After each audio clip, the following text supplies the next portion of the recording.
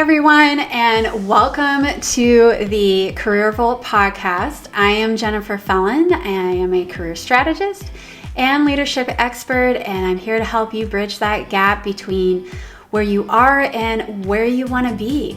So welcome to 2025. I thought that I would take some time and really address kind of where I've been over the last 2 years.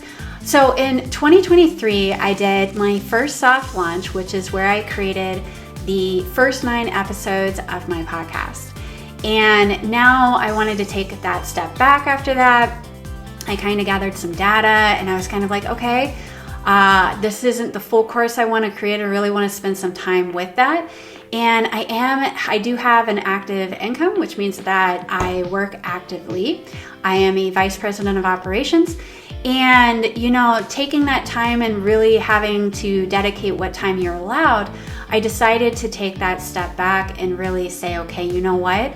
I really want to make sure I get my course right and the Career Vault Academy built up, so that way when I'm ready to launch that in either later January, February, I have all of that done and I can really focus my time on working with clients at a larger scale.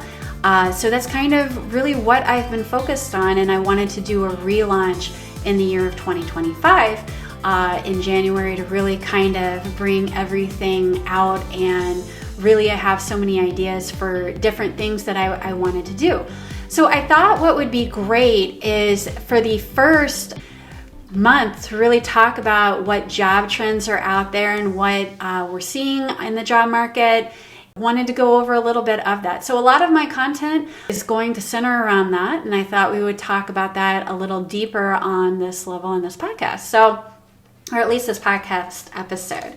So we've seen so much change within the last 5 years of the job market, and to kind of describe that, COVID and technological advancements have created so many different things that have come about. And I think those are very interesting because we've seen that the rise of demand and remote work, everybody just left the workforce. And what they found was that is now a highly sought after trend. But is that trend going to last? Is it going away? Well, kind of going with that, we've also seen a different shift where everybody just disappeared and they didn't really come back. And I wanted to really address kind of that too. So what we have seen is we've seen a really big rise in the gig economy, where you see people that have become roadies. We've seen people shift to Uber full-time, Lyft full-time, or you can just work part-time without having to be on site per se, which is something very, very new. In fact, we saw about 15 to 25% of our workforce kind of shift gears and either go to that workforce or they've gone to online, which you see Fiverr, you see Upwork. You're able to see a considerable amount of people using alternatives to bring in an income because they may not be interested in working at a full-time job at this point in time, depending on the situation and or their lifestyle, which is totally fine. That's a very, very new trend that's coming out. But what we see now also with hybrid and remote roles is they're very high in demand. And I've posted on here before on what are different remote roles that you can apply for without any experience, that are very sought after, that are very low key. But the hybrid and the remote roles, what we're seeing right now is that when people apply to those, that there's often anywhere from 1,000 to 1,500 applications that come in. And if you're not within the top 50, there's not really a high chance that there's a guarantee for you to be seen inside those. So there's kind of 2 ways with that. So you have the company side where we're starting to see trends that we're bringing back workers into the actual corporate culture, where they've said, okay, hey, listen, we don't see a lot of our company culture, so let's bring everybody that we've had remote back to the workforce back on site. And there's pros and cons to that, although I can tell that a lot of companies are like, hey, I want to expand that company culture. We want to bring them back. We kind of want to get back to what we had. But then there's also a subset that says, okay, we're going to expand differently. We can see that this is an emerging trend. This trend is here to stay. And 75% of workers that are out there expect some type of remote or hybrid element when they apply for a job today, which is interesting because what we've seen now is companies having to shift to using larger or different types of platforms, i.e. like a Slack, or using and really having to work through Microsoft Teams and virtually, which is really, really good things because we're starting to use those tools and those virtual platforms a lot more frequently. Now, skill sets that I would tell you that are becoming an emerging thing are making sure that you can lead teams virtually and that you can have cross collaboration virtually. A lot of people worry that, oh, will I be able to connect with somebody over the phone or over the internet? And the answer is yes, we should be able to work a lot more flawlessly. Even in myself and in my role, I work quite frequently with people nationally and globally with my business to really make sure that I'm able to get my stuff done.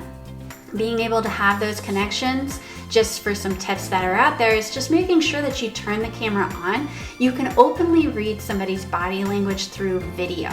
But when you have it turned off, it makes it a little bit harder, and you really have to make sure that you understand voice and inflection quite clearly. But there's really also different ways that you can prepare for that. And what ways that I encourage with that is really understanding that project management is worked best via teams and being able to hone in on different products that are going to help you down the line with that. So the next thing that we're starting to see for 2025 and different trends or different things that to expect and prepare for is, I talked about this in my other video, which is AI and artificial and automation. Artificial intelligence is starting to really become very, very popular. It's something that we're seeing a lot more of, and it's something that is very dominant in our workforce today. So what I mean by that is artificial intelligence, I feel like when we just dropped out ChatGPT, we just totally opened up this massive can of worms, which is a really good thing, I think. I think for the workforce, ChatGPT helps simplify a lot of processes that, in my opinion, are very mundane. You just type it in, it spits it out, it's ready to go, and you can move on with other really important tasks.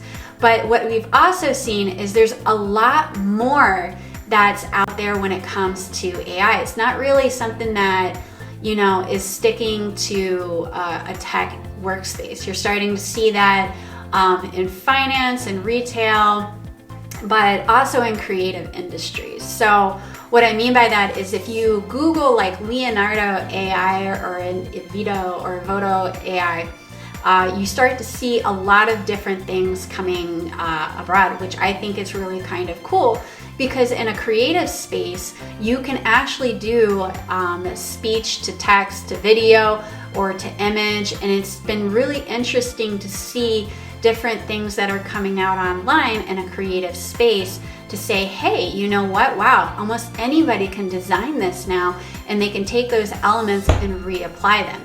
But what we're also seeing is a lot of AI video, and some people you can't see if they're legitimately that person or if it's actually created.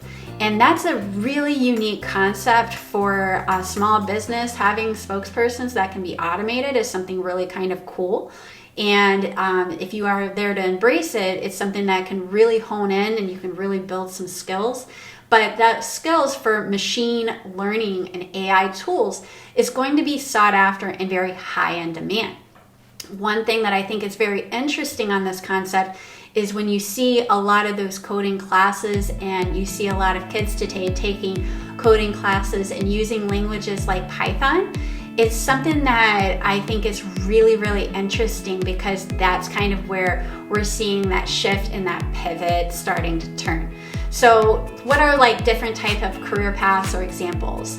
Well, what I'm looking for is like, hey, are those data scientists, AI business strategist, and really an AI strategy for your company overall is going to be some of those big ticket roles that we're going to start to see.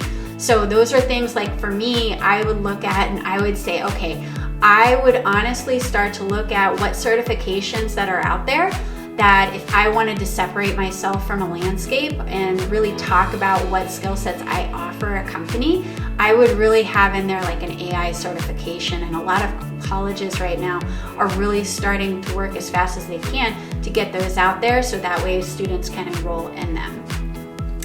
All right, other things that are really starting to gain traction and that are up and coming, which is no surprise, is we're seeing a lot of a green movement. And the green movement is starting to really become a little bit more louder and louder, which I absolutely love. I think lead in green and sustainability is definitely the way to go. But it's something that you should be very aware of because it's very, very popular right now.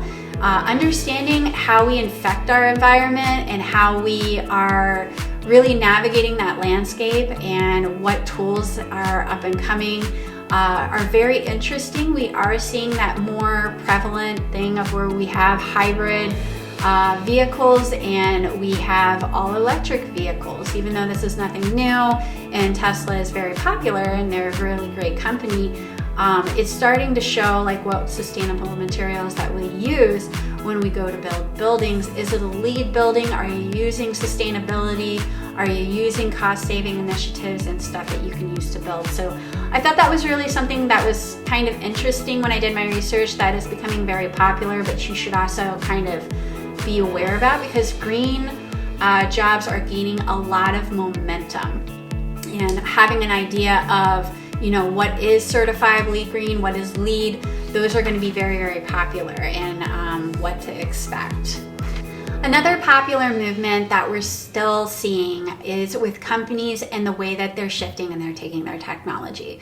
So one of the things that is gaining a lot of momentum is really the bigger clouds and bigger data. And what I mean by this is the usage of tools like Power BI or Tableau. So what I have seen is a massive, massive uptick with companies using Power BI and being able to pull out their analytics. Whether it's Power BI or Tableau, being able to pull that data and create dashboards seamlessly so that way things can be pulled at the drop of a hat is a really big investment that a lot of companies are trending to. 75% are planning to invest more and more into big data type technologies to kind of grow and move their company forward. And this is great because what this does is this can create specialized jobs, or for those jobs that are into analytics, this creates a very good opening to create some specialized skills and to be able to create those type of things, maybe even for smaller companies, or it opens up some consulting roles that, you know, you may not be in there for the entire time, but it gives you a shift to be able to have. Now, what I think is really interesting is to combine this with big data with AI, and those two tools together is going to be really interesting to watch through 2025 and the job market that's out there. Other things that are really up and coming, and one of the bigger roles that is starting to become very, very popular right now when it comes to the job market and the trends and previews, is cybersecurity. So a lot of this new waves of AI technologically and things moving at a vast rate is going to have a need for cybersecurity jobs. The uptick in the need of cybersecurity jobs is my pro tip for this week to say, hey, listen, this is where we're starting to see a very short staffing, and there's a very, very high need for cybersecurity roles. So companies are investing in advanced security technologies, and having people who have that skill set are really going to be a high in demand role for 2025. All right, the U.S. economy is expected throughout 2025 to remain with steady growth, and this is a really great thing. But there are trends that we're starting to see out there as well that have those kind of ups and downs. So when I mentioned before in this episode of kind of how we're seeing the workforce go in different directions and new directions with the gig economy, the hybrid, the remote, but then having the ability to have online businesses, what would feel like that there's a lot of growth within the job market makes it feel on the reverse side for recruitment that there are very few candidates out there that are qualified, which is a really interesting but inverse way to look at things. So what we're seeing right now is that the job market is starting to soften and there aren't as many jobs being posted, and thus allowing, and we're seeing a little bit of an uptick in layoffs. Now, before you worry and before you freak out, like, oh my goodness, are we on the loom of a recession? The answer to that is no, because the unemployment rates are still remaining low. And this is really interesting because with the different outlets that people can work, there aren't as big of a need for some jobs, as well as we're not seeing that unemployment rate go up.